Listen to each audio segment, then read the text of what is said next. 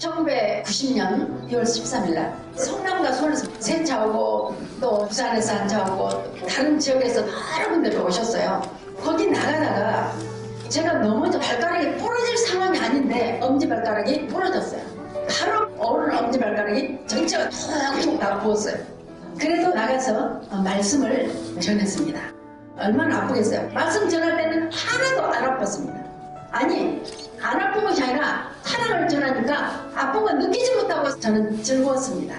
그래서 찬양기도 끝나고 나니까 옆에서 그렇게 생겼으면 아마 부러졌을 거라고 병원을 가자 그래요. 그래서 병원을 갔더니 오른 엄지발가락이 V자로 부러졌어요. V는 승리잖아요. 얼마나 기쁘던지요. 그래서 와 이거 승리했다 그랬어요. 오른쪽 엄지발가락은 우리 인간의 몸의 80%를 차지한대요. 그런데 저는 전형적인 오른손 인대비거든요. 전체가 툭툭 나고 방귀부스를 해줬어요. 그런데 방귀부스를 어떻게 한다세요? 엄지발가락이 부러졌잖아요. 그러면 이 발가락이 뛰잖아요. 세상에 엄지발가락 이래놓고 방귀부스를 이렇게 해줬어요. 보이세요? 이만큼 해줬다고. 그러니까 계속 다치는 거. 매일매일 순례자들 많이 오는데. 그래서 앉아서 하는데요. 이렇게만 해놔도 다쳐요 사람들이 다 하면서. 근데 이렇게 해놓으면 또 우리 노변 회장님이 여기 꽃꽂이 하면서 팔 탁 치고 가요. 그때마다 예수님 참 영광 받으셔서 했는데 이쪽으로 해놓으면 또 이쪽으로 와서 다쳐요. 지금 참 영광 받으셔서.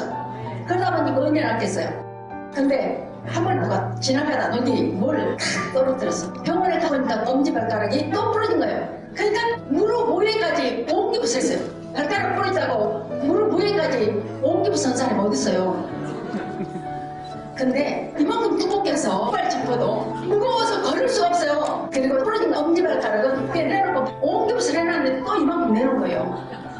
하나님이 살아가시면 이렇게 보여주십니다. 여러분이 고통받으실 때 하나님 나를 안 지켜주신다 생각하지 마시고 하나님 나를 이렇게 많이 사랑하시는가 이렇게 생각하셔야 돼요. 저 그렇게 생각했어요.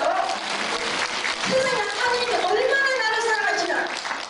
옹기부스를 이렇게 두껍게 해가지고 여기만 다 내놓으니 그래서 차라리 잘라주면 되는 아직 안 부었을 때 생각해보세요.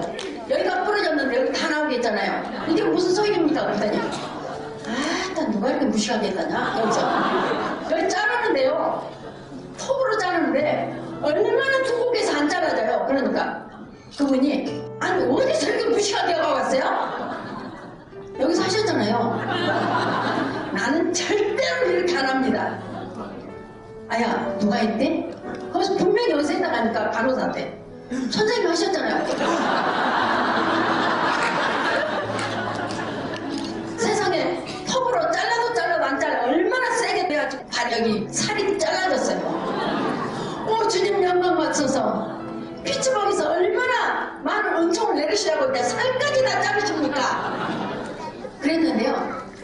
발가락이 부러진 뒤에 걸음병원에 주사 한 대도 못 맞고 놀랍게도 안 들어갔는데 주님께 참 영광 드렸더니 싹 치료됐어요. 좋습니다.